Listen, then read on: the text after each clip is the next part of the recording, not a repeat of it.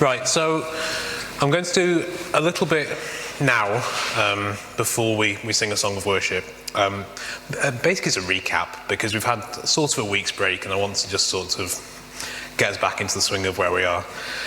Before I start though, and this is the last week, and I just want to say thank you for coming. I really appreciate it, and I appreciate how much you've engaged with the material and been willing to listen and been willing to dive into it. And I suspect that some of you have been maybe a bit skeptical about bits of it along the way, but you've gone with it anyway and sort of thought, I'm not sure I agree with that, but I'm going to keep going and I'm going to be critical about it and engage my mind, and I'm hoping that I don't mind if you disagree with bits of it. I'm absolutely fine with that. But what I hope is that it has led in some way to some sort of encounter with God and some sort of deeper understanding of who he is and what he does through the person of Jesus. If it hasn't done that in you, then I'm sorry. Because my aim here really is to engage your minds and get you thinking about stuff really deeply. But if that doesn't change your heart and your soul in some way, if those two are left unconnected, then there's no point. So thank you for coming and thank you for going with it. Thank you to Phil as well for filming them. He's been amazing. Can we just give Phil a big thank you. I don't need to thank. Do I need to thank anybody else? I suppose Daniel, who isn't here, for letting me do this, for trusting me with this. So thank you to those people. If you want to respond to this, feel free to email me afterwards, and anytime you like, come up and see me at church and chat through this stuff with me. I'm happy to try and answer questions and to discuss anything that you might want to discuss. I'm really happy to do that. So let's have a quick recap of where we are. So we ended a couple of weeks ago with Jesus on the cross. We talked about how Jesus goes to the cross as Adam. He is the perfect human being. He does what Adam should have done. So instead of grabbing things selfishly for himself, he instead gives himself for the good of others. He acts as humanity should have acted in the garden. We also talked about how he is God on the cross, how the people project onto him their fears, they mistrust him, they characterized him as something he's not, and they crucify him, they kill God on the cross. So he's Adam on the cross and he's also God on the cross. And finally we said that he is the serpent on the cross to complete the sort of Garden of Eden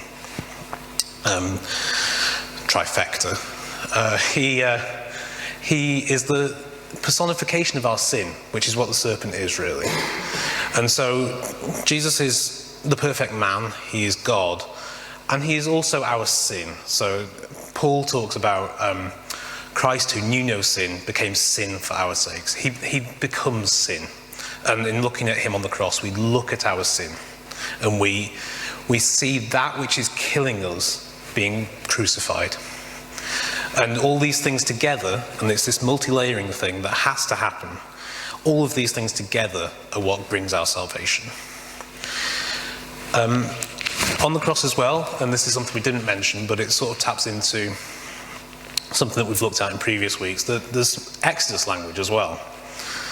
So on the cross, Jesus asks for a drink, and he's given it on a branch of hyssop. And it's really interesting to me that in the Exodus, a branch of hyssop is used to daub the doorposts with blood to stop the angel of death from visiting that household. And so Jesus on the cross becomes that doorpost, daubed with blood, to protect us from death. Isn't that beautiful?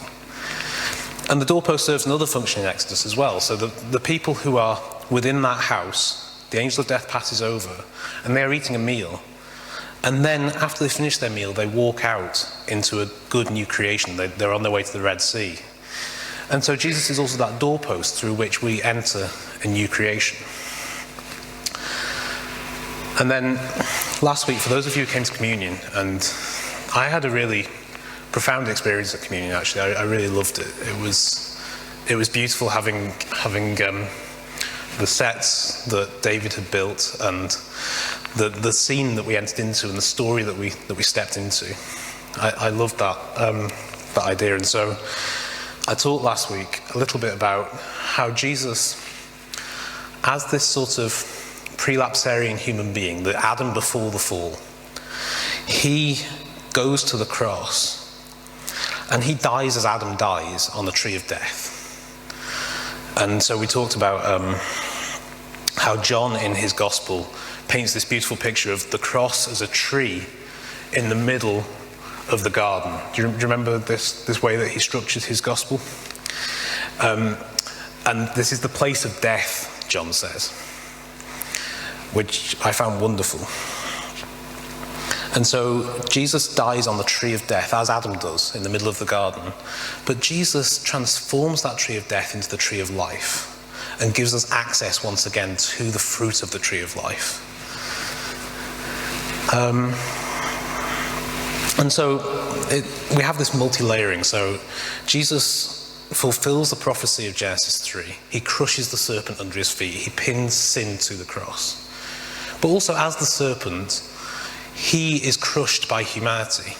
So Paul talks in Romans about the God of peace will crush the serpent under your feet. This is like a humanity doing it as well as Jesus doing it. It's an individual person and the collective humanity who both do this. And what we get is humanity working in partnership with God once again in bringing about new creation. So as the serpent, he's rightfully killed, really. This is what Adam should have done. They killed the serpent. But also he's unjustly murdered because he's also God. And he suffers death as Adam. The death that Adam was never meant to suffer, but Jesus enters into it with us. So he shows real, true empathy.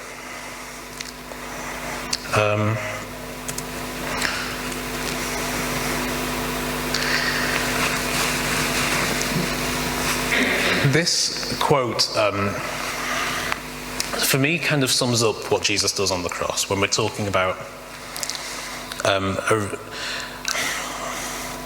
rebuilding the tree of life, or turning the tree of death into the tree of life, and giving us access once again to the fruit of the tree of life. So this is from a 6th century Greek hymn, and I don't know if it was sung or whether it was liturgy, but this for me is beautiful language. It says, now the flaming sword no longer guards the gates of Eden. It's been mysteriously vanquished by the blood of the cross, by the wood of the cross. The sting of death and the victory of hell have been vanquished. For you, O my Saviour, have come and cried to those in hell, enter again into paradise. And Christians in the Eastern Church in the 6th century were singing this stuff, or saying this stuff. The cross provides entry again into Eden. This is the sort of language they used. Another early church father, I think it was John Chrysostom, but I might be wrong, so sorry to John if it wasn't him. So in the book of 1 Peter, it says that Christ, when he dies on the cross and goes down into Hades, he preaches to the souls in Hades, and then offering them salvation. And a lot of the early church fathers sort of take this image and they sort of run with it, and they come up with stories and ideas about how this would have looked. And they use this kind of storytelling to talk about the triumph over the power of sin and death, and the triumph over the power of Hades. So John Chrysostom says that when Jesus went down into Hades, he wandered around the prison cells looking for someone.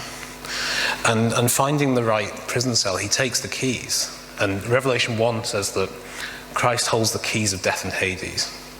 And one of my old lecturers, who I should probably thank as well, a guy called Brad Jerzak, it's a really interesting guy. He says that if Christ holds the keys of death and Hades, what do you think he's going to do with them? It's a really interesting question to ask. And so Chrysostom says that he takes the key and he unlocks the cell door, and he leads Adam and Eve out by the hand and leads them up out of Hades. Isn't that a wonderful image? We get this idea as well in this passage. So this is a quote from the Gospel of Nicodemus. So the Gospel of Nicodemus, I'm sorry you can't really see that properly on the screen. So the Gospel of Nicodemus it's not a gospel, nor is it written by Nicodemus. What it is a sort of a 3rd to 6th century, we're not sure exactly when it's written, theological response to the Gospels. And what I've read of it, it seems pretty theologically accurate to me. It seems like it's pretty bang on with a lot of stuff. So this is what early Christians were writing in response to the Gospel. And this is another sort of fanciful story about Hades and what Jesus achieves in Hades. And it sounds very similar to what John Chrysostom is saying. So it says, Hades receiving Satan, so Hades is sort of personified in this passage, said to him, "Turn and see that not one of the dead has been left in me. For all thou hast gained through the tree of knowledge, all hast thou lost through the tree of the cross." And it goes on. While Hades was thus discoursing to Satan, the King of glory stretched out his right hand and took hold of our forefather Adam and raised him. Then turning also to the rest, he said, "Come all with me, as many as have died through the tree which he touched. For behold, I again raise you all up through the tree of the cross." Thereupon he brought them all out, and he took them and sprang up out of Hades. I love that kind of idea of what Jesus is achieving on the cross. This is complete triumph over the power of death. This is what he offers to people. And I love this idea of raising up Adam and Eve, this kind of restoration in the image, this restoration to what humanity should have been. And this is what we're going to look at tonight. So that was a little bit of a recap, a little bit of a nuancing of some of the stuff we've looked at so far. And we're going to look at ways in which the image of God works post the cross and post-resurrection. But first, let's sing a song of worship. Let's get our heads and our hearts in the right place to hear this sort of stuff. So, Phil, would you put that on? Thank you.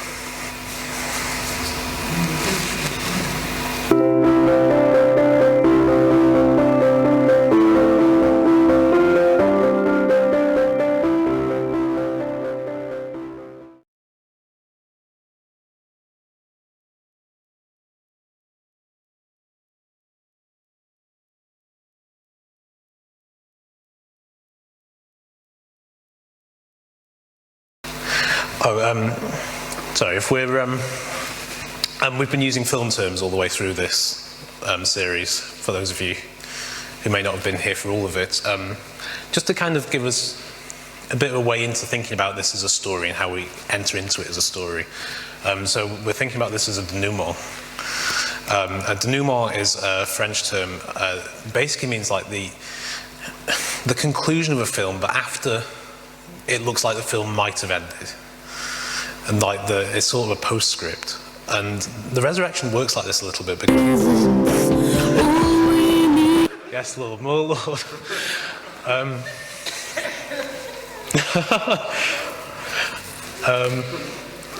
Yeah.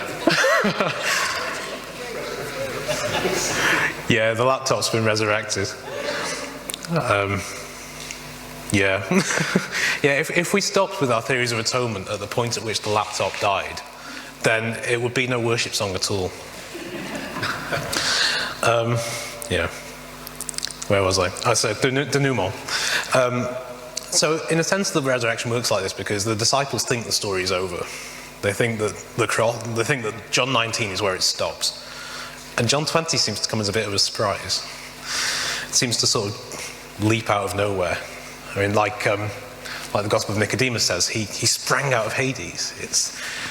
it's like he's leapt out and suddenly like, oh, this is a bit weird. What's going on here? It's a whole new thing. So to get our ideas about how the resurrection works, we're going to go back to Genesis.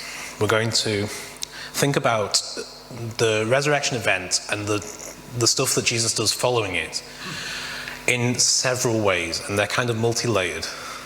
John likes his layers. So one of the things we're going to look at is day 6. So if you remember a couple of weeks ago, we looked at how the new creation works in John and how John structures his gospel. So he has the 6 days of creation. So day 1 is John 1, where he describes Jesus as the light of the world. And in Genesis 1 we have let there be light as the first act. In John's second day we have water imagery. In day 3 we have bread. So the separation of the water from the land, and then all this kind of stuff that's going on. But we never did day 6, because day 6 is the resurrection. Day 6 is recrafting humanity in God's image through the person of Jesus Christ.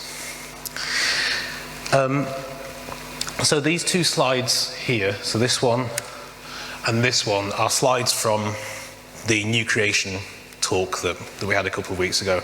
So I'm not going to dwell on these on the screen. They're purely in your handouts so that you can refer back to them if you forget. I don't know how you could forget what happens on the different days of creation in Genesis. So what I want to argue is that Jesus begins a new creation at the cross. And I think that, to me, this is fairly self-evident, the ways in which John structures his gospel and the ways in which John talks about Jesus at the cross. So we've already talked about him transforming the tree of death into the tree of life, how he's the doorpost through which they enter a new creation.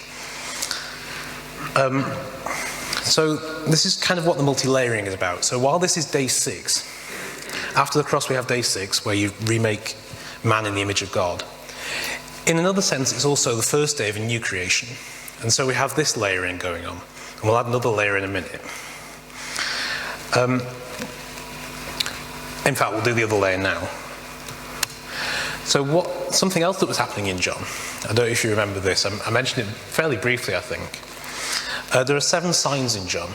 A lot of theologians will talk about this as being representative of the 7 days of creation. This is kind of a fairly common motif.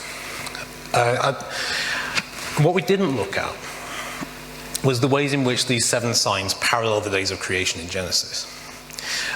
I think partly we didn't cover it because I hadn't thought of covering it, and partly because it's not obvious. A lot of people don't sort of look at the links between them. I don't think... No, okay. So, this is the other layer, I think. So, the resurrection is day 6, where you recraft man in the image of God, and we'll get to that in a little bit. It's also the first day or the first week of a new creation. But also, it is... I don't know how to phrase this, really. No, I don't know. I'll come back to that. I think what I do need to say is that the 7 signs are separate to John's days. So while John splits his book up into days of creation, so the light, the water, the bread, and so on, the signs don't sort of fit neatly into those days. So the water into wine, which I will argue parallels the first day of creation, is actually on John's day 2 if you split the book up in that way. So he has different layers of splitting his book up. Does that kind of make sense? If it doesn't, go with it. John's Gospel is not meant to make sense. It's John's Gospel, it's not meant to make sense. Well, I don't know. I think that a lot of what John does, it does make sense to his original reader. The problem is that we read it 2,000 years removed from the original readership. And so we have to sort of interpolate and dig into what he's meaning. And we'll get to this in one of the days, actually. So day 4 is complex for us, but I think self-evident for his original reader.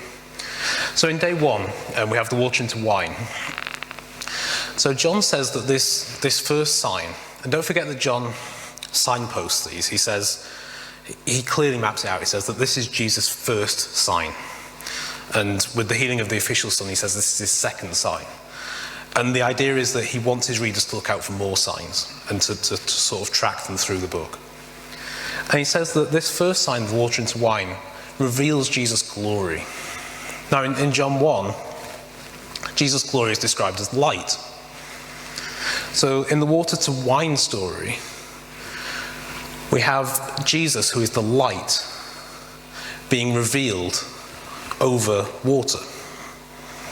This is the first day of Genesis. Let there be light. In day 2, we have the healing of the official son, and it says that he goes back to Cana, where the water into wine story took place. And so immediately in our minds we have this image of the water jars separated, right? And what happens in day 2 of the Genesis story, you have a separation of water. And there's a lot of sort of above and below language intimated in the healing of the official story, in the healing of the official son story. And which might lead us towards separation language. So you have the idea that he's sick and then he's well. And don't forget that in Genesis, the separating of the waters is a separating of the chaotic waters. And so the chaos that God separates peacefully into good creation might be symbolic of sickness or death. And it says the official son is going to die, but Jesus rises him up. He's down and then he's raised, and you have this sort of separation idea. On day 3 we have a healing at Bethesda, and this is interesting because the man who is healed believes that he can only be healed if he goes into the waters when the waters are being stirred. But Jesus heals him on the land. He says, well, you don't have to go into the water, I can just heal you here. And so you have a separation of water and land that you get in day 3 of Genesis. Now, day 4 is complicated. I'm going to cover it in slightly more detail. Because I think the feeding of the 5,000 covers day 4 of the Genesis story. Which, if you remember, is the sun and the moon being given authority over the day and the night. Now, how does that work in the feeding of the 5,000? Right, so I think that this is one of those instances where John says things that are fairly self-evident to his original reader, and we just don't get it.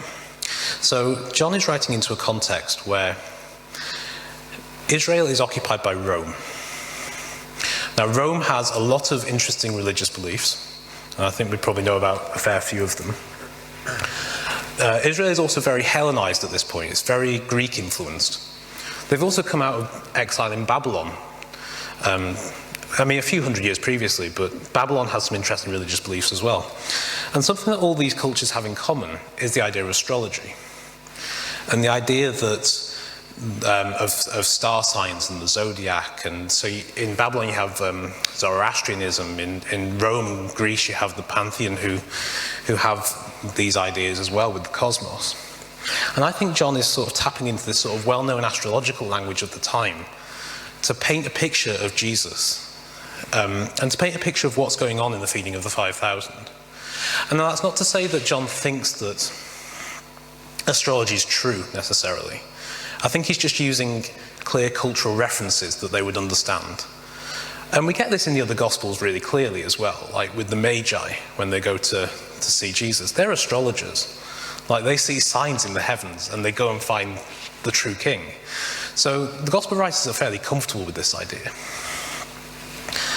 So if we go with that for a second, I think the 5 loaves that he feeds the crowd with, I think they're probably representative of the 5 planets that the Greeks are aware of. So they're aware of, I'm aware that I've got an astronomer in the audience here who's covering his face. So they're aware of Mercury, at the time they're aware of Mercury, Venus, Mars, Jupiter and Saturn. Is that right? Yeah, nailed it. So I think that they're representative, effectively, of the known universe, the 5 loaves of bread. And then at the end of the story, they gather up 12 baskets. Well, what's 12 in astrology? It's the signs of the zodiac. This is the whole cosmos. And what's interesting is that they only gather up leftover bread. There's no leftover fish. Have you ever noticed that? So you have the 5 loaves and you have the 12 baskets. I think that this is representative of the cosmos. And who has authority, then, over the cosmos in this story of the feeding of the 5,000? Who has authority over it? No, not Jesus.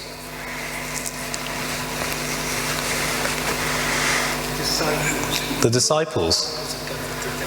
Yeah, so Jesus gives authority to Philip and Andrew, specifically. Now, John has mentioned already in his first chapter that Philip and Andrew are from Bethsaida. Does anyone know what Bethsaida means? House of something. House of something, yeah. Not bread. Good guess, though. That's a great stab. You're so close, it's unbelievable. Fish. The house of fish. Yeah. Philip and Andrew are both from Bethsaida, which is the house of fish. So there are 2 of them, and there are 2 fish in the story, right? So perhaps in this story, Andrew and Philip are the fish, which are representative perhaps of the sun and moon that have authority over the rest of the cosmos. And this is kind of what the Greeks and the Romans believed, particularly the Romans. So here's a picture of a 1st century relief from Rome. So we think it's from about 30 AD, which is interesting. This is called the Resi Zodiac. I'm sorry it's a bad picture. It's, I think it's been lost and they've only got a picture of it now. So this is the best we can do. So around the outside, we have the 12 signs of the Roman zodiac. And on the inner circle, we have the corresponding signs of the Egyptian zodiac. In the middle, as the axis on which the zodiac turns, we have the sun and the moon. There's also something else in the middle that you really can't make out on that picture. The other thing in the middle is a serpent, which should make our ears prick up. Because John has already specifically described Jesus as a serpent in his gospel. In John 3:14, Jesus says, "I will be a serpent like the one that Moses lifted up in the wilderness." So in John's language, this is fascinating. Perhaps the feeding of the 5,000 is symbolic of day 4, because it says that Andrew and Philip, the fish, the sun and the moon, are given authority over the cosmos, the 5 loaves of bread and the 12 baskets that represent the zodiac, and at the center of the story is Jesus, the serpent. So I realize that is speculative. And I'm seeing some nods. It's highly speculative, and I have no evidence really with which to back that claim up. And I don't really mind if you disagree with me. What claim? That Jesus is the serpent? No, not the claim that Jesus is the serpent. More the claim that John is using this kind of language to describe what's going on in the feeding of the 5,000. John 3 talks about as the serpent was lifted up, so Jesus will be lifted up. Yeah. I'm not sure that you can really say there's an equivalent, that Jesus is the serpent. In the sense, well, okay, so Jesus compares himself to a serpent in John 3. Because he's lifted up on the cross as the serpent is lifted up. Okay, so your pushback on that, and it's a perfectly valid one, is that Jesus isn't comparing himself to a serpent per se, more that he's saying he'll be lifted up like the serpent was lifted. Okay. There is a difference, but my personal view is that he is comparing himself to a serpent as well, because I think that there are clear links, as I have tried to show, but I might have failed, that the story that Jesus references in Numbers also has clear links back to Genesis and the Garden of Eden with that serpent. And Jesus becomes sin that is personified by that serpent. And I mean, Paul says that Jesus becomes sin for us. And the sin is characterized by a serpent in the garden story. So I think that there is a clear through line from the Garden of Eden through Numbers and up to John and the ways in which John talks about Jesus. But you are very welcome to disagree with me on that. I find it difficult to actually go along with your language of Jesus being the serpent. Okay. Because you identify Jesus so much with Satan, perhaps? Or... Well, do you think Satan exists? Do you think the serpent is the same as Satan? I think that the biblical authors come to associate the serpent with Satan. Is that the same thing? I'm not sure. I think that Satan is probably a personification of evil and sin and death caught up in an individual being. And does Jesus play that role on the cross? I can understand why you'd be distrusting of that idea. But then you have to think about, so Paul says that Christ became sin for us. It doesn't say that he triumphed over sin. It doesn't say that he took on the appearance of sin even. It says that he became sin. That's very strong language. Okay, see, what's the difference though? Because the serpent, to my mind, is a personification of sin.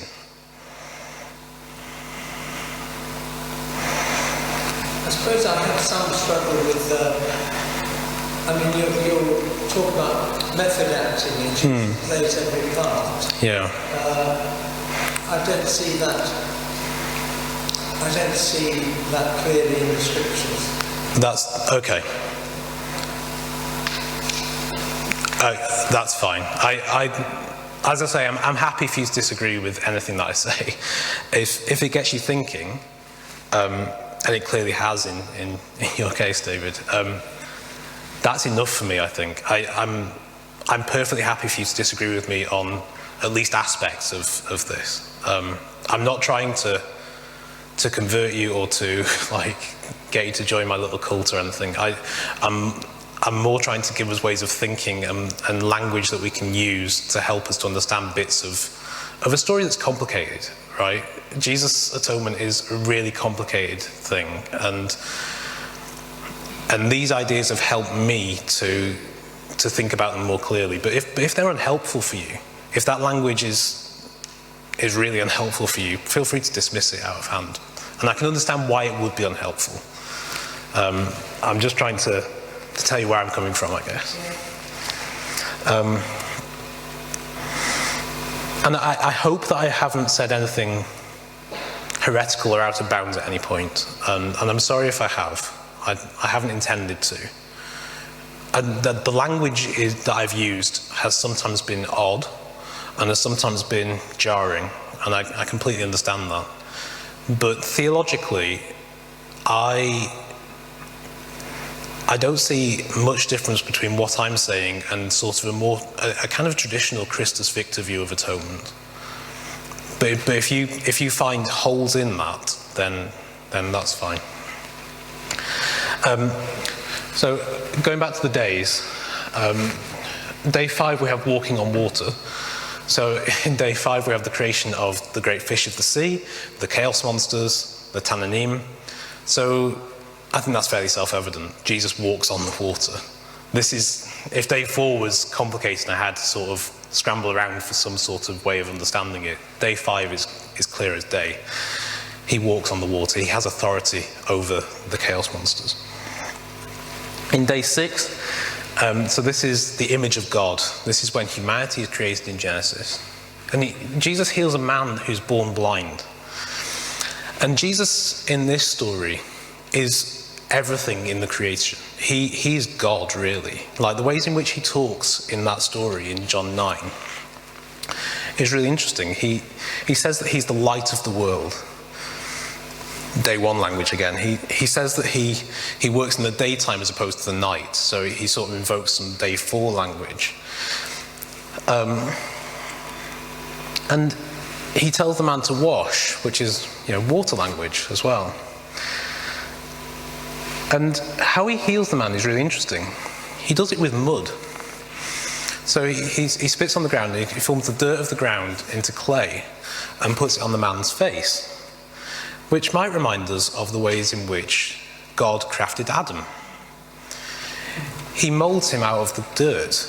You remember we talked in terms of, we used idol or statue language, where God crafts Adam out of the dirt and molds him and forms Adam and then breathes into his lungs the breath of life.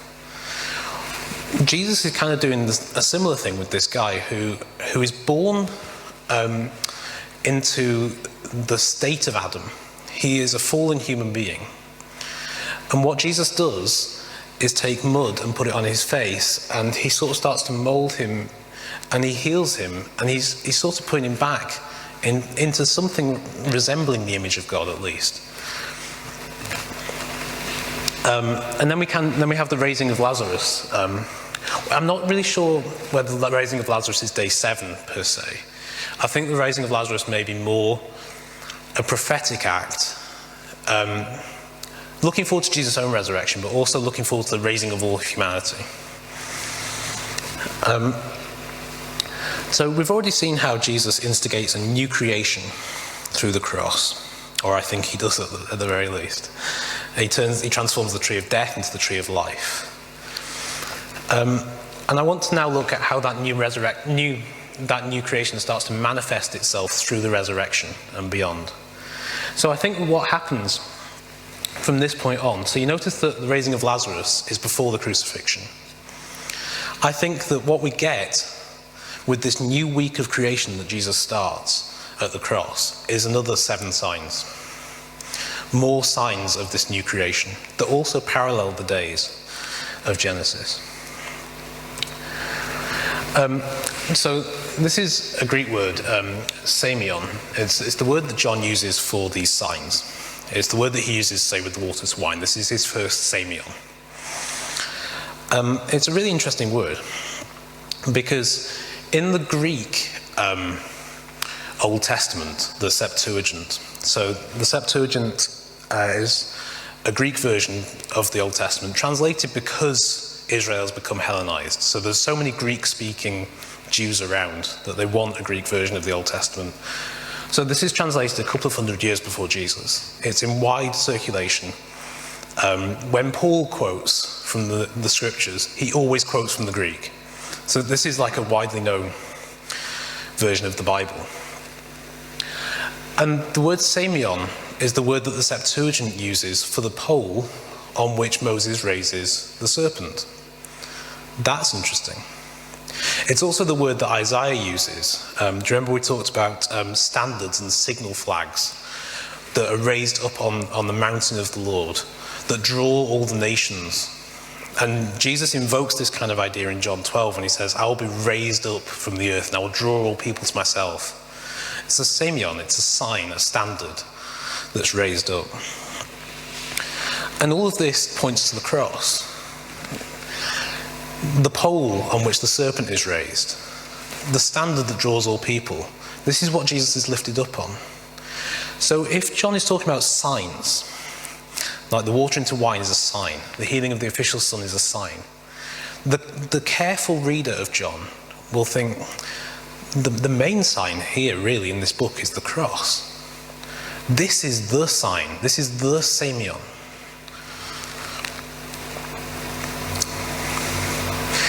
And the cross even has a literal sign pinned onto it, right? It says, here's Jesus of Nazareth. I can't remember exactly what it says. Here's Jesus of Nazareth, King of the Jews. And he really is the King of the Jews as well, by the way. So I know that I talked previously about how he wasn't the king that people wanted him to be. That doesn't mean that he wasn't the king. It just means that he wasn't the king they expected. He literally is the king on the cross. And Justin Martyr makes the same connection, right, between the bronze serpent that Moses lifts up and the cross. He says that the bronze serpent is the sign, Samion, on which, and he compares it to the cross. So the cross, I think, is the first sign of a new creation. These 7 more signs in John, 7 further signs. And it begins at the cross and it goes through the resurrection and carries on. So if we have day 1, Jesus, the light of the world, John 1, he is the light. The light of the world is crucified. And he declares on the cross, it is finished. So the light, they're the opening words of God in Genesis 1. Let there be light. And now we have the light crucified, speaking, saying, it is finished. It is finished is something else that is multi-layered, I think. The old creation is finished. It is done. It is dead. It is gone. But also, the new creation that I'm bringing into being is finished. It's completed. It's ready to go. And so these are the opening words of the light. We have the resurrection. Jesus triumphing over the power of death. It tried to swallow him. The grave tried to swallow him. The forces of chaos tried to drag him under. So the biblical authors and some of the Jewish texts, they'll talk about going down into death, going down into the pit, into Sheol. And they'll characterize it very often as drowning. And I think this is what Jonah is about. When Jonah goes under the water and he goes into the great fish, which is really a chaos monster, he says in the fish, I've gone down into the pit. He's spiritually dead at that point. And so Jesus is dragged under the water. There was the only sign. That was the only sign that Jesus gave. Yeah, he said it's a sign of Jonah. Yeah, it's the only sign that we hear Jesus talking about. Yeah. And so we have this sort of separation of life and death again when Jesus is resurrected. The waters have tried to drag him under, but he comes out of the grave. It's sort of an extreme version of the healing of the official son story. The waters of chaos have been overcome by Jesus in the resurrection. In day 3, we have Jesus appearing to the disciples in a locked room. Right? They're in a room, it's locked, the doors are locked, and Jesus is suddenly there with them. Now, day 3 in Genesis is all about physical stuff. It's the separation of the water from the land, and on the land you have vegetation and plants and trees and rocks, and it's all really physical. And to Jesus, this doesn't matter. Right? He comes through the walls of the house. It's immaterial to him, literally. In day 4, we have Thomas. And Thomas wouldn't believe until he saw. And again, day 4 is complicated. So I think to understand a little bit of what's going on in day 4 of Genesis, in day 4 of John's version, you have to go back to another appearance by Thomas in the story, to the resurrection of Lazarus. Thomas only appears at 3 points in the Gospel of John, and 2 of them are resurrections. And at one point in the Lazarus story, Jesus says this. He says, are there not 12 hours in a day? And don't forget that the sun and the moon in part regulate the day and the time. Like they separate the day from the night. So Jesus says, are there not 12 hours in a day? If anyone walks around in the daytime, he doesn't stumble because he sees the light of the world himself. But if anyone walks around at night, he stumbles because the light is not in him. So I was talking to Michael before we started, and we were talking about Thomas' response to Lazarus dying and to Jesus saying, I'm going to go. And Thomas says, let's go with Jesus. And if we die, we die. Right? And I've always read that as Jesus encouraging the disciples, right? And being really gung-ho and full of faith. And Michael's read it completely the opposite. Michael's read it as him being sort of dour and sort of, oh, you know what, if we die, you know. So I'm going to go with my reading for now. But Michael's, I think, is as valid. It's hard to read tone of voice in the Bible. I think that what Thomas does is, in that passage, is respond with faith. And he's walking in the daytime, as Jesus sort of characterizes it. But what's happened by the second resurrection, the resurrection of Jesus, is that he's sort of flip-flopped a bit, and he's walking in the night now. And he doesn't have that kind of belief. He doesn't see the light. And Jesus restores Thomas' belief by appearing to him as the light of the world. He helps him to walk back into back into the daytime. Jesus, in that passage, has authority over the day and the night, and he controls who will walk where. In day 5, we're into John 21 now. Did anyone read John 20 and 21 before they came? A few people. Good. I'm sorry if you didn't. Feel free to grab a Bible from under the chairs and have a look, because we will be in John 20 and 21 for a few more minutes.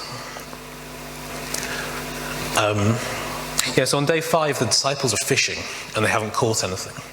And Jesus appears on the beach and he says, well, cast your net on the other side and you'll catch something. And they do, and they catch so many fish that they can't haul it in. Jesus has authority over the fish. It's day 5 language, the creation of the fish of the sea. And in day 6, he restores Peter in the image of God. So Peter, after Jesus is arrested, he's standing in the courtyard and he's standing around a charcoal fire with some people, and he denies Jesus 3 times. And now Jesus has Peter next to a charcoal fire, and he restores him 3 times. He builds him back up into the image that he was meant to be. And I think there's a bit of a hint of day 7 as well, straight after that story. So what we get, I think, in Genesis, so in Genesis 2 you have the creation of Adam, and I think what you see after the creation is completed in Genesis 2, if you grab a bit of Genesis 1 language and apply it to Genesis 2, it's almost like day 7 is happening while Adam is in the garden and then he falls. This is a day of rest. God's finished creating, and God sort of leaves Adam to his own devices.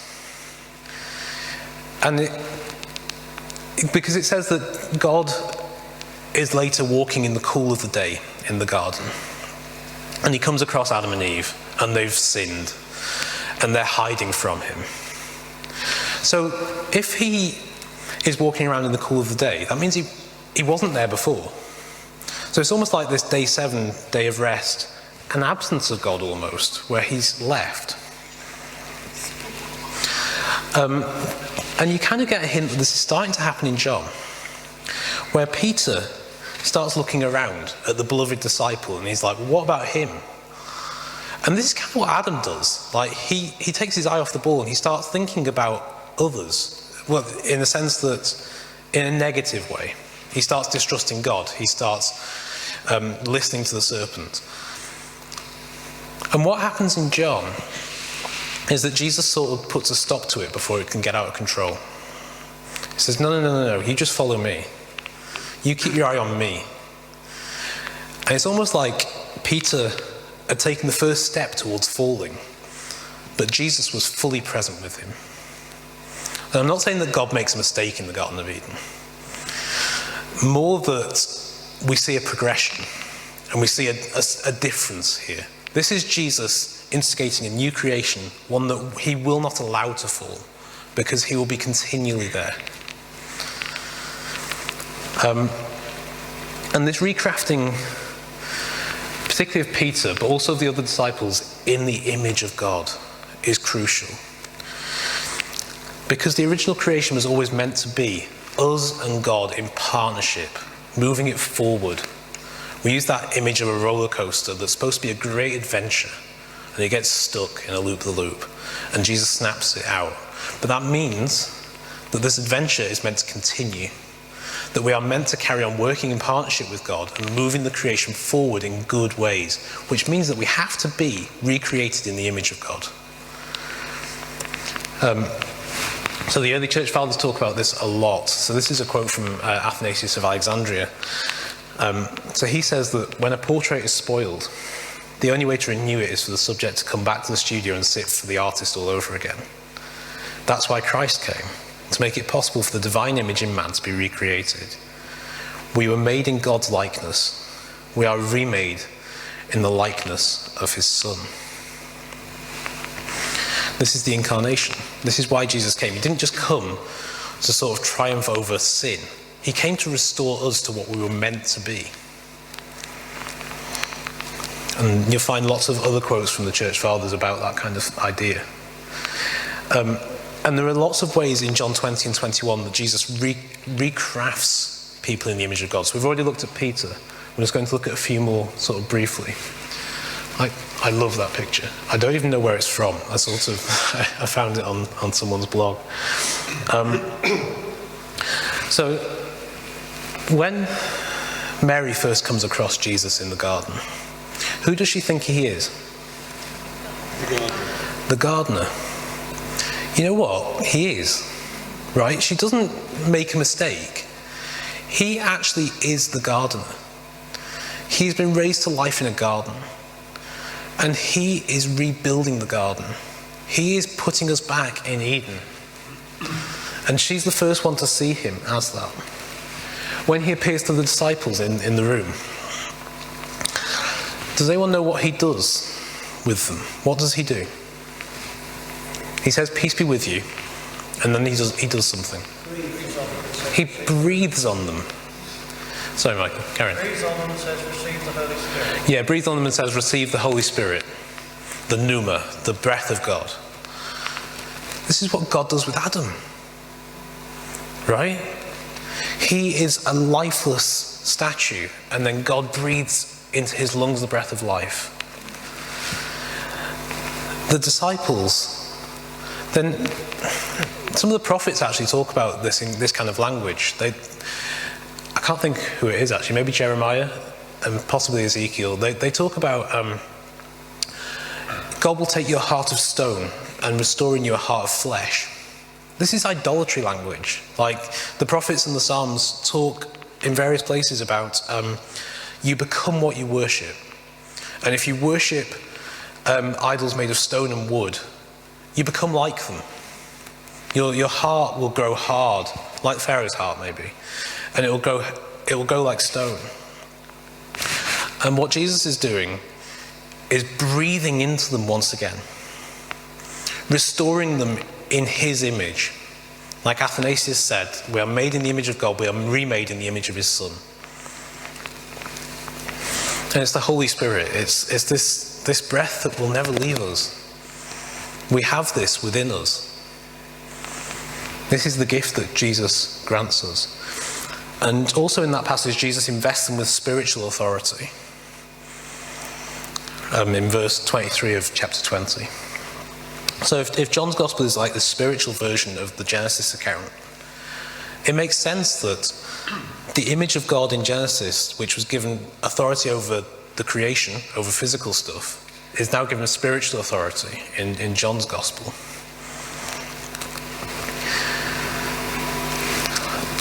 Later at the restoration of Peter, he tells Peter, does anyone remember what he tells Peter? What does he say? Okay, feed my sheep, that's one thing he says. No, I'll build my churches elsewhere. But he does say that to Peter at some point in the Bible, though.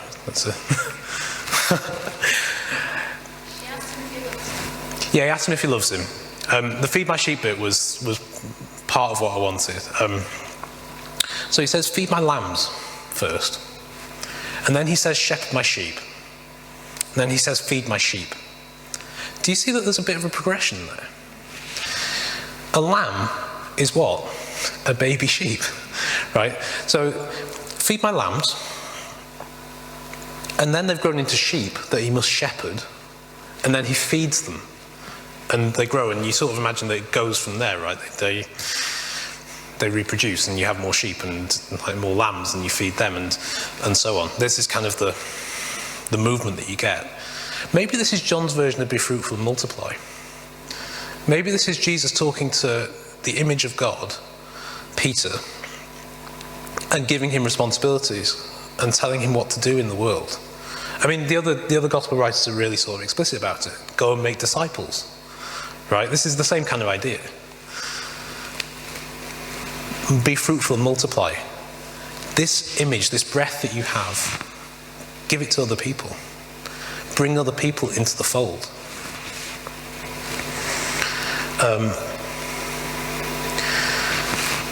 So we've said that Jesus, when he tells them to catch the fish, he's acting as the true image of God, right? He has dominion over the waters.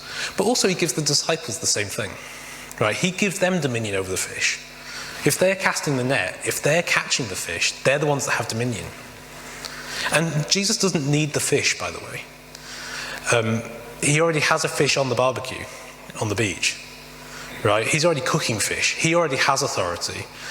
What he's doing is giving it to the disciples. It's not like he needs it for breakfast. He already has one.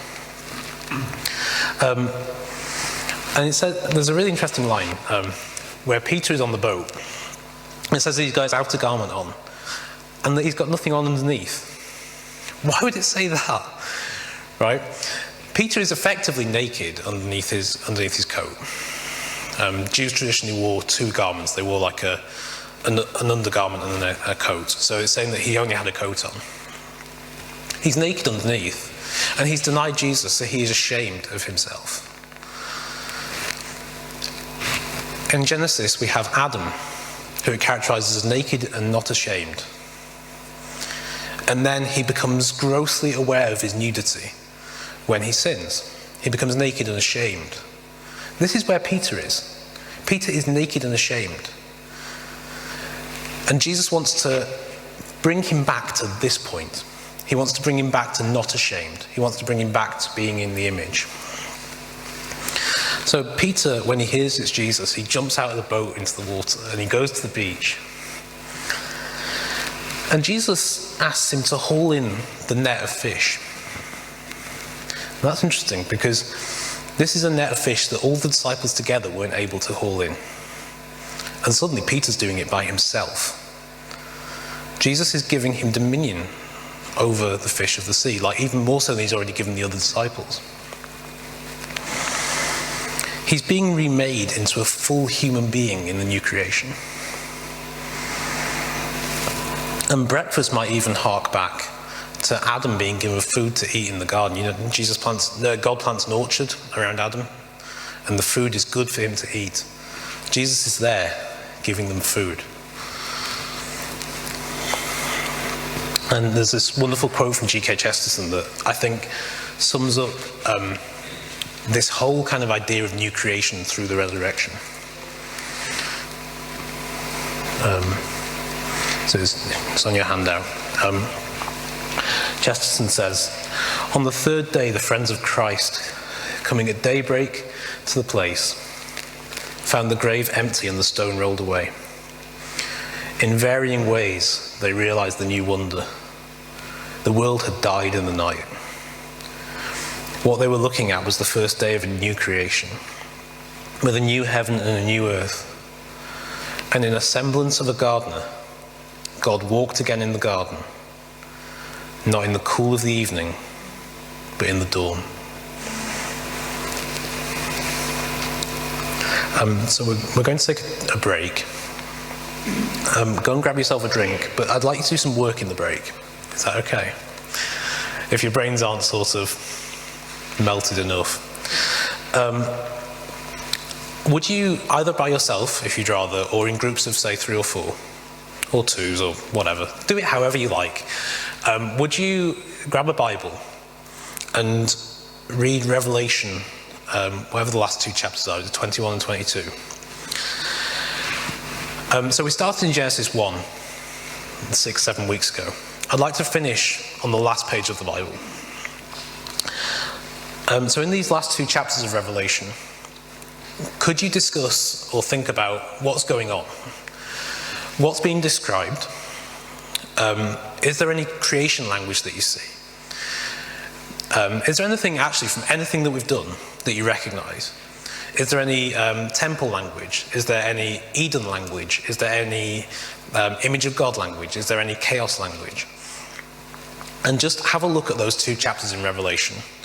And I'll give you a bit longer than usual. I'll give you 20 minutes until 9 o'clock. And then we'll come back and we'll discuss that a little bit until past, and then we'll finish. Is that all okay?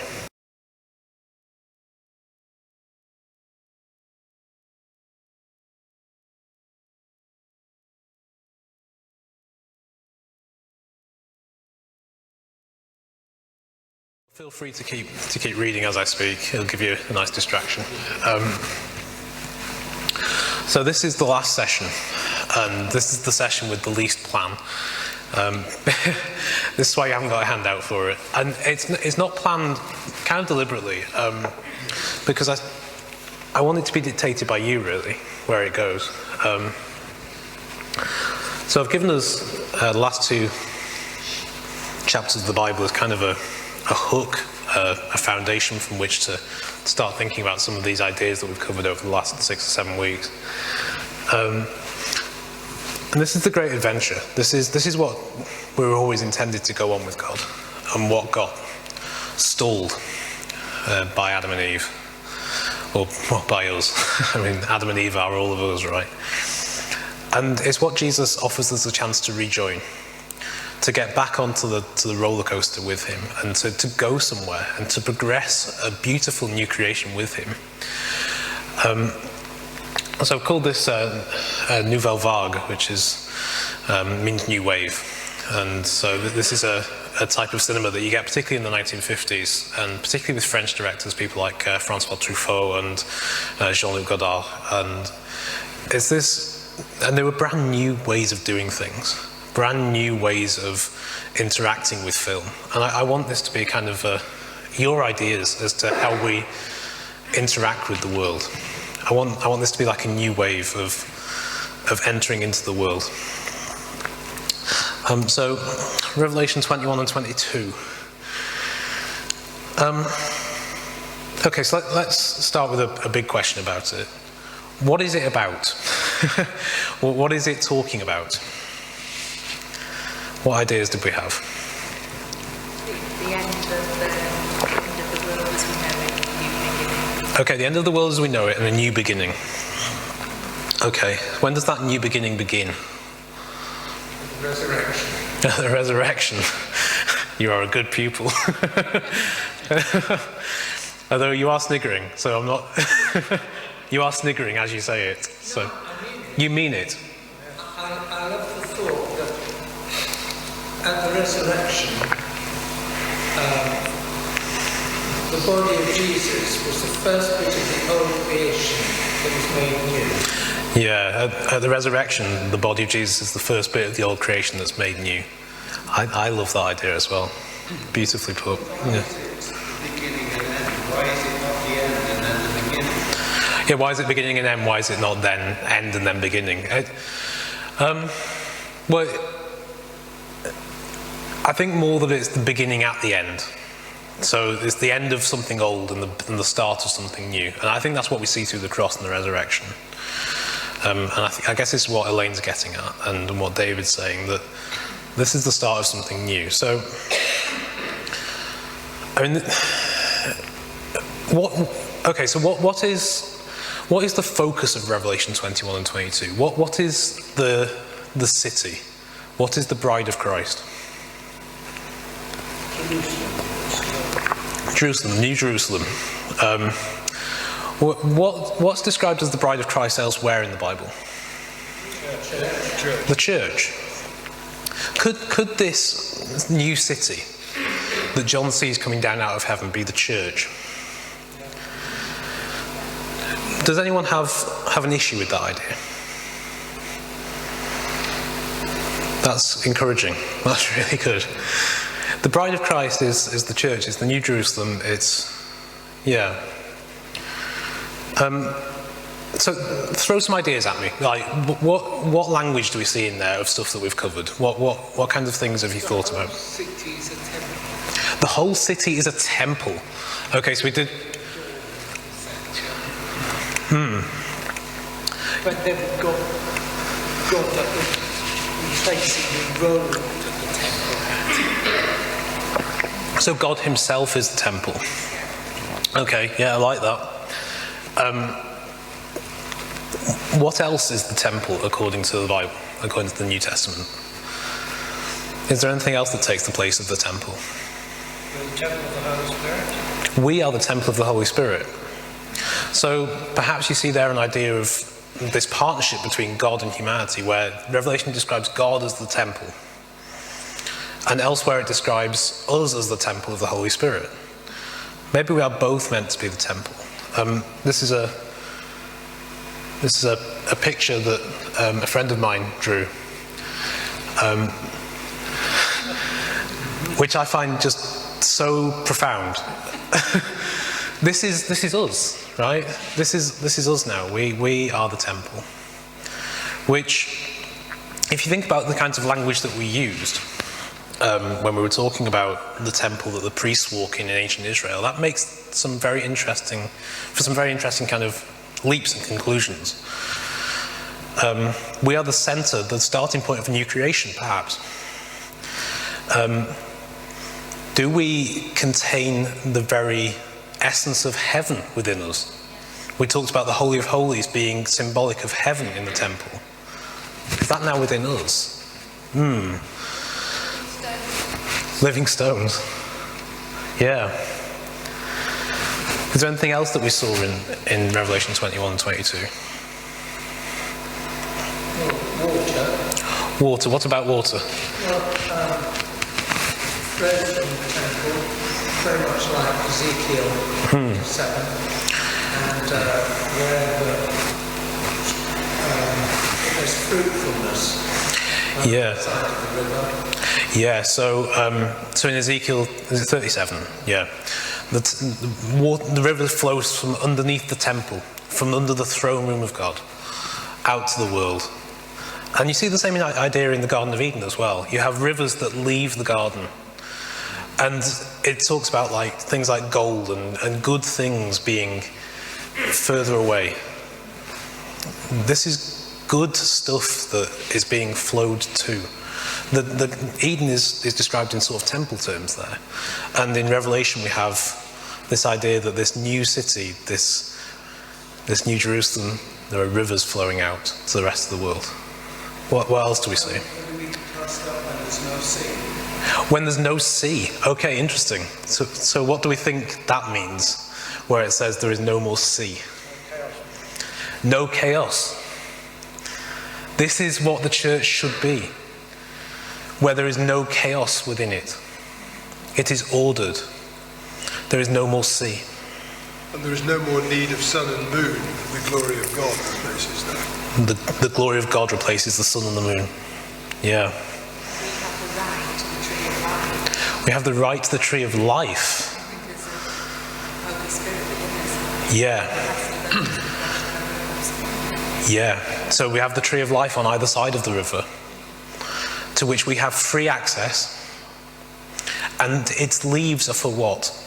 The healing of the nations. This is the Abrahamic blessing and hope that we talked about.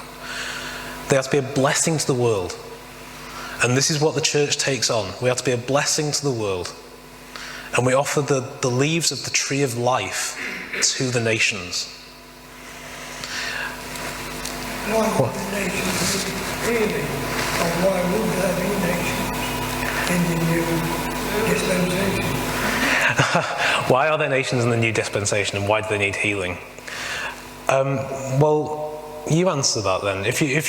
Okay, so I think that this is the church, and I think this is talking about how the church should be. And we know there are nations around us. We know there are nations is a way of talking about people who don't know God, basically, and being drawn to the light. It's this Isaiah image again of being drawn in. And interestingly, the New Jerusalem, it says its gates will never be shut. And so people are always free to come in. I mean, they're free to leave as well, which is interesting. But if you only think about this as an end time sort of, this will happen at some point in the future, I think you start to run into problems then. Well, I think from what David said, the new creation began with the raising of Jesus from the dead. And this is a picture of what ought to be going on at the moment, Yeah. as well as how we see it completed in the future. Yes, I completely agree with you, Michael. I think that this is what should be going on. It starts with the resurrection, and this is, John writes in very much an active tone of voice. Like, it's ongoing. You'll notice that he sees the New Jerusalem coming down out of heaven. Does he ever see it land? No, this is kind of the now and not yet dynamic of the kingdom. We are meant to be bringing the kingdom of heaven to earth, but we do not see its full fruition yet. So, this is the church. This is how the church should look, but it's not fully realised yet. Does that help a little bit, Jeff, or not particularly? No. I'm looking backwards and forwards. I Yeah. accept that. I'm just thinking, then why does Jesus need to come back? Why does Jesus need to come back? It's an interesting question. What do we think? Because it's not completely. It's not fulfilled completely. So will the kingdom of heaven fully land until Jesus returns? I don't know. No, No. there'll always be a vacuum. There'll always be something lacking, maybe. Yeah, perhaps. I think that would be the classic the classic answer to that notion that we are the image of God. We, as Adam should have, are not quite earthly creatures, and we're not quite God. We hover somewhere in the middle. We are divine mediators, and we are to bring the kingdom of heaven to the earth, and we are to represent the earth to the kingdom of heaven. But we can't do it on our own. We need the power of God and the power of Jesus. That's in a throwaway line. It's a bit like realised eschatology. Is it realised eschatology, though? I'd think of it more as realising eschatology. This is an ongoing process.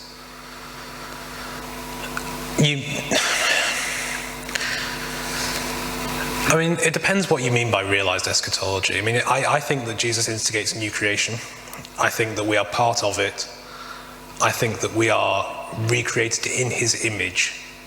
And our responsibility and role within the world is to draw other people into that kingdom. If you think that means that I am dismissing the idea of a future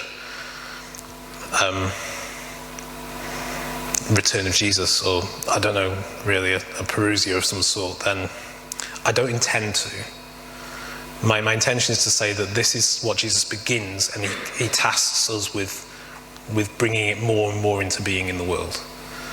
I think that is a fairly biblical idea. I hope it is.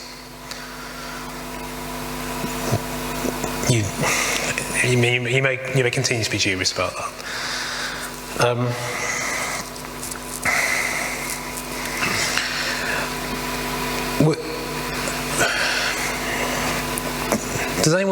Do you disagree that the New Jerusalem is the church?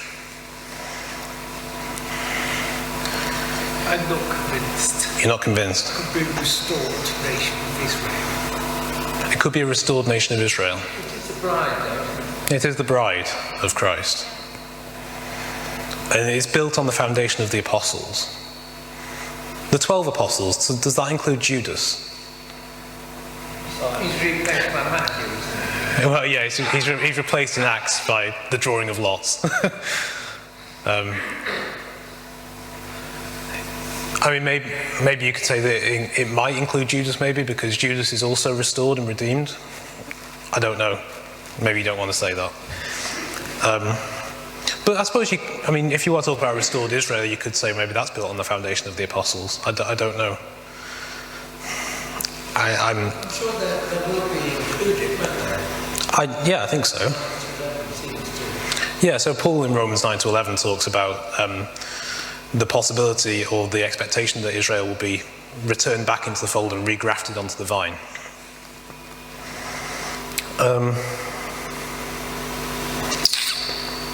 So what? Yeah. Saying that Jesus will as well as us being the bride of Christ, which I agree with, we are New Jerusalem. Coming soon. Yeah, so Jesus does talk in Revelation about he is coming. Right, so you have this, and this is the now and not yet. So the dwelling of God is now with men. The Holy Spirit dwells within the church. But Jesus says, I'm coming soon. Right? You have both. And I think it's possible to hold both in tension. And saying that the dwelling of God is now with men is not saying that this is the end time absolute fulfillment of the new creation, because we see around us that it isn't. And if you use your eyes, right, and your senses, this is not the full kingdom of God. But within the church, we have the dwelling of God, and we have the potential of this. And we are meant to be building it, and Jesus is coming soon, he says. There is a balance to be had. Thank you, that's helpful.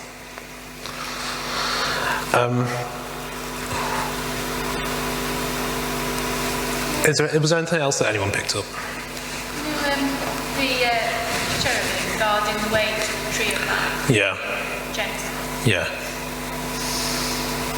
Well, at the resurrection, there were angels again, weren't there? This time. It's not in John, but yeah. No, but the stone was rolled away. Yeah. So Yeah. you can say it's like the way to life was open. Yeah, I really like that. So we're talking here about, for those of you who didn't catch that, saying that cherubim guarded the way to the tree of life. And at the tomb, I can't remember which gospel it's in. Is it Luke, perhaps? You have angels who are there when the stone is rolled away. And are they reopening the way to the garden? Yeah, beautiful. It says that the way to the tree of life was open here in Revelation. Yeah, the way to the tree of life is opened in Revelation. Yeah, and this is what the church has access to. And this is what is so remarkable about us being the body of Christ on earth. Like, if we're talking about the Incarnation, if we're talking about this is what Jesus comes to accomplish, we are now the Incarnation in many regards. Like, we incarnate ourselves within the world as the body of Christ. How does that affect how we act as the church? How does that affect what we do? And you have, I've got a Bible anywhere. So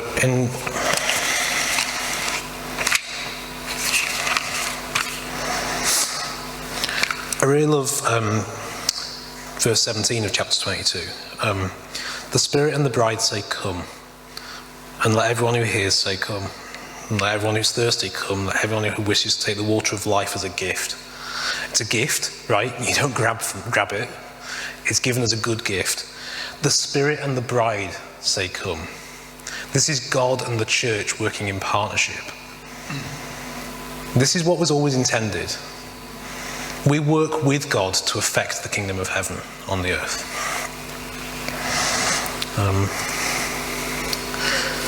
Yeah.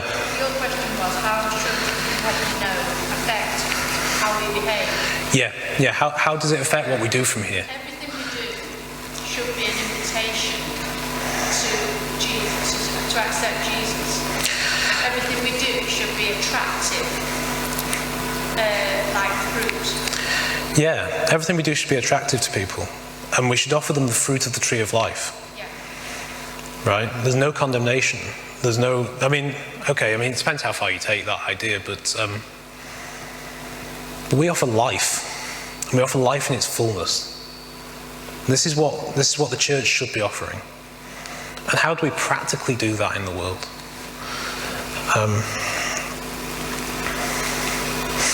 How do we treat the world, actually? Like, if we ignore people for a second, how do we treat the world around us in this context?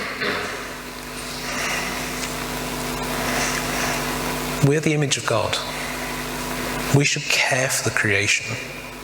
And we should lead the way in that. We should set examples. Like, even just little things, like like not throwing away too much plastic and that kind of idea, like really, really little things. We set examples. What do we do to care for the world? I think that Christians haven't led the way in that as much as they should have.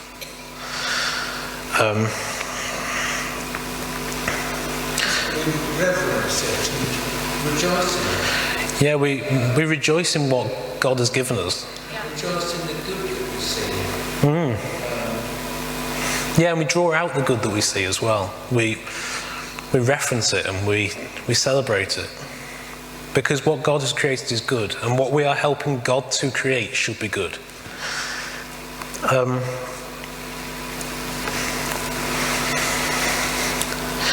Are there other ways in which we can act as the body of Christ in the world?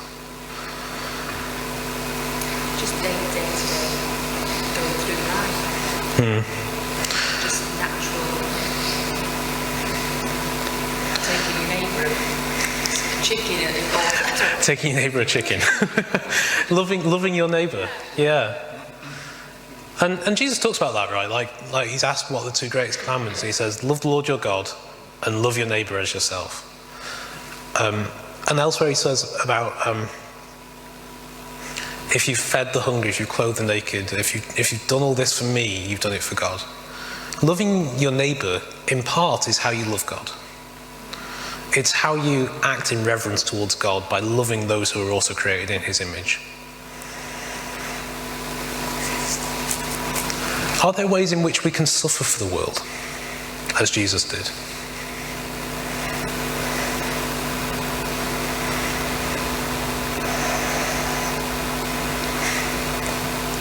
I think identifying with the world's trauma, identifying with people's suffering. Yeah. Identifying. How do we do that? Well, I think sometimes instead of, if you take someone who's just had a bereavement, most people would be frightened going near to them. But I think we ought to be people who don't have to say a terrific lot, but who will listen. So that in a sense is Christ coming to people in that kind of situation. Yeah, I really like that. Standing alongside people who are suffering, who are bereaved, who have trauma, who are the poor, the marginalised. Yeah. Like you see, have you heard of Eden projects where people go into inner cities? There's one in Openshaw where Christians will go in and they will live alongside the poorest of the poor, and they will suffer with them and they will live with them. They don't just sort of reach in from outside and give them a helping hand. They are in there suffering in the muck with them. They are being incarnated in the world. They are the image of God, acting as they should. I remember somebody speaking about the message, and they went to Lincolnshire. This couple that just went through, through the letterbox and they suffered. But they kept singing this song, I get knocked down, but I get up again. It's just like, Fatboy Slim. Yeah, they get knocked down and they get up again. Yeah. Yeah. And I guess how do we do what Jesus tells Peter to do? How do we feed the lambs in our community so that they grow into sheep? And then shepherd them and then feed them. And make them into disciples who will do the same for others. What is it that we're doing as individuals and as a church that feeds our community? Doesn't just set out to sort of convert them with you are a sinner and you must be saved from your sin, but actually feeds them with the fruit of the tree of life, maybe. And yes, that sort of conviction of sin is important, but there has to be an offer of life with it. What are we doing? I think the whole Connect thing has been a remarkable illustration of community, serving community. Yeah, so our Connect building in the middle of town is really useful for thinking about this sort of thing, because as a church, we are very much on the outskirts of the town. It's very difficult for us to sort of get really involved in the community of Marple, but we have this building in the middle, Connect, where we have drop-in centres and all that sort of thing, and that is, it's almost like an incarnation in the middle of Marple. Like this is the body of Christ working in the middle of the town, which is really wonderful. I think we'll finish there. It's 9:20. I'm tired, really tired.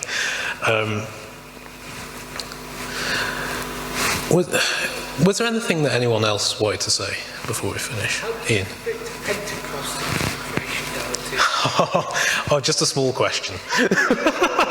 How do we fit Pentecost into the creation narrative? Well, Pentecost is fascinating. I mean, what Jesus does with the disciples in John 20, where he breathes on them and gives them the Holy Spirit, that kind of happens in a permanent, sort of explosive way at Pentecost. And this is part of their being recrafted in the image of God. We see like Tower of Babel language in there as well. So we talked briefly a few weeks ago about how the descent of creation to chaos at Babel is characterized by them having one unified language and then being scattered by God. At Pentecost, we see the reverse of that, where people of all languages come to Jerusalem, the light of the world, and they understand the disciples. The disciples speak a unifying language that appeals to all cultures and appeals to all nations. And so I think that at Pentecost, maybe more than any other place in the Bible, you see the church instantly acting as it should through the power of the Spirit, where they draw the nations to Jerusalem. This is a fulfillment of Isaiah at Pentecost. Does that kind of answer it doesn't really answer your question, does it? That was just me on a rant. What do you mean exactly? Like, how, if the Spirit... 7 days of creation. Yeah. Oh, so what's Pentecost in the days of creation? Oh, I don't know. I mean, Acts isn't written by John, so Luke doesn't use the same kind of ideas as John. Luke is more interested in other language and other images to describe the things that he's doing. He does use bits, like he talks about Jesus being with them for 40 days, which might parallel like the years in the wilderness and that kind of idea, and they're moving into the promised land. But he doesn't really use new creation language as much as John does. That's not really very helpful either, is it? Big question, isn't it? Yeah, they're big questions. It's late. Did anyone else have any comments or anything else they wanted to say before we finish? And we'll finish with a song, maybe. Let's finish with a song. You've done good. Yes, thank you. Thanks.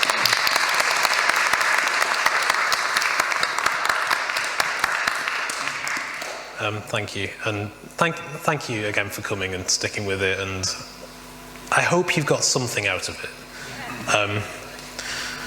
Even if it just gives you something to mull over. And as I said at the start, I feel like what might happen with this is that it ripples out slowly, because I've gone at a fair clip. Like, I've gone through this material ridiculously quickly, really. What I hope is that it sort of marinates with you, and if you find yourself disagreeing with it, with any aspect of it, fine. But at least you'll have mulled over it.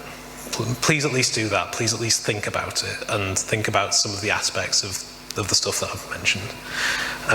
And yeah, thank you for coming. And shall we finish with a song? Thanks, Philip.